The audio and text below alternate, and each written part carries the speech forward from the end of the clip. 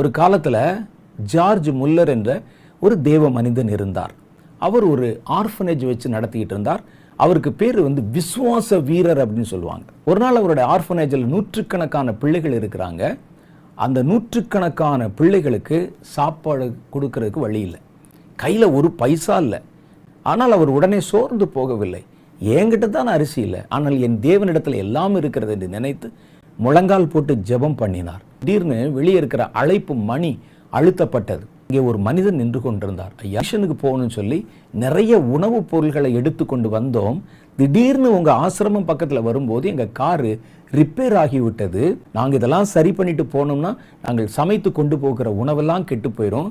செய்து இந்த உணவை உங்களுடைய ஆர்ஃபனேஜில் ஏற்றுக்கொள்ள முடியுமா அப்படின்னு கேட்டாங்களாம். எவ்வளோ ஆச்சரியம் பாருங்களேன்.